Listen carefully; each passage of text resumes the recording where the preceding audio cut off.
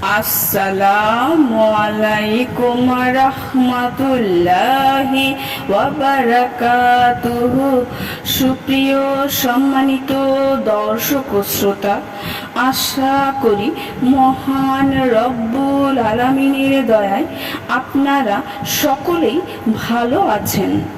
সুপ্রিয় সম্মানিত দর্শক ও শ্রোতা, আজকে হযরত আব্দুল্লাহ ইবনে আব্বাস রাদিয়াল্লাহু তাআলা আনহু থেকে একটি ঘটনা বর্ণনা করব। ঘটনার শিরোনাম হচ্ছে, আপনি কি কৃপণ হয়ে গেছেন? সুপ্রিয় দর্শক মণ্ডলী, আশা করব এবং আপনাদের নিকট অনুরোধ থাকবে ঘটনাটি শেষ পর্যন্ত শোনার। একদা এক গ্রাম্য ব্যক্তি হযরত ইবনে আব্বাস রাদিয়াল্লাহু তাআলা আনহুর নিকট এসে বলল, কি ব্যাপার ইবনে আব্বাস, মুয়াবিয়া পরিবার আপনাদেরকে পানির সাথে মধু পান করায়, অমুক পরিবার আমাদের দুধ পান করায়, আর আপনি আমাদেরকে নাবিজ খেজুর ভেজানো পানি পান করান। এর কারণ কি? আপনি কি কৃপণ হয়ে গিয়েছেন, নাকি আসলেই অভাবে পতিত হয়েছেন?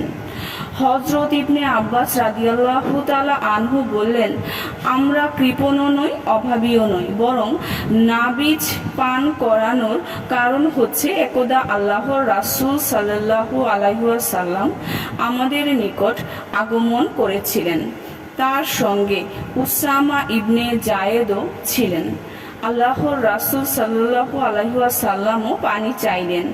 আমরা তাকে এ ধরনের নাবিজ পান করতে দিলাম।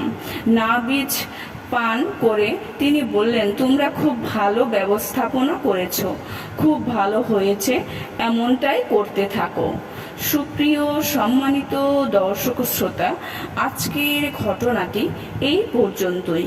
ঘটনাটি যদি ভালো লেগে থাকে অবশ্যই চ্যানেলটি সাবস্ক্রাইব করবেন, লাইক করবেন, কমেন্ট করবেন এবং বেশি বেশি শেয়ার করে দেবেন। সবাই ভালো থাকবেন। আল্লাহ হাফেজ।